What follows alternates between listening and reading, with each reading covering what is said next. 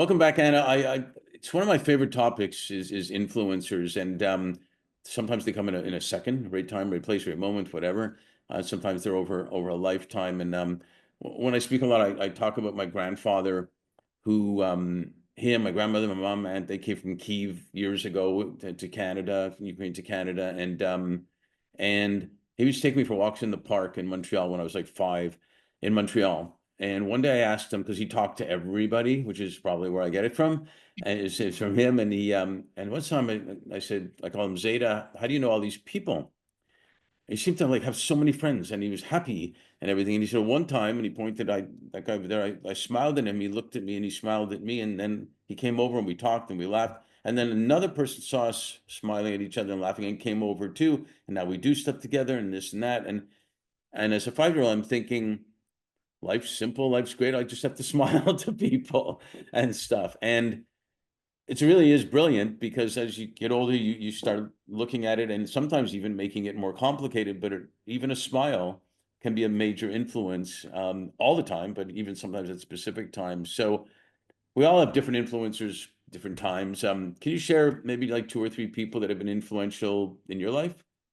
Well, my number one influencer, of course, is my husband. He's been such a role model and just such a support, right? He pushes me to do more and do my best and really encourages me. So that's really a very unique and grateful thing. I'm grateful for him. And Hmm. my next big person that's a big influence, slash, she's a coach mentor to me. Her name is Gigi Sage, and she's amazing. What a She's great name, Gigi and Sage. Gigi Sage. And, I met her because I was going with her with another person that was actually, she had been friends for 30 years with, and we were in the middle of nowhere, and she starts choking, we're in the back of a car. Somebody was driving us, and I yelled to pull over the car, kicked her out the car, did the Heimlich maneuver, and said, "Okay, let's go." And she was like, "Oh my God, you saved my life." And that was how we met, the very first time I ever met her. So, Wow. Boy, and then you really have dramatic ways of making new friends. I know, I don't know why. But no, she's really mentored me and pushed me and helped me and really makes me feel, I feel very inspired by her and her guidance. Wow. Anybody else you want to share about?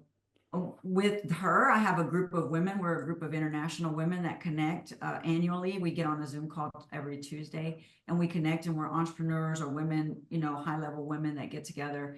And one of them life thing is to change, is to create world peace. And she's actually working on that. And so having that group of women where you just support each other is so powerful. And all of them are really people that I would like to say are influencers in my life, because I trust them. It's a safe space to be yourself, be vulnerable, and really share everything without judgment.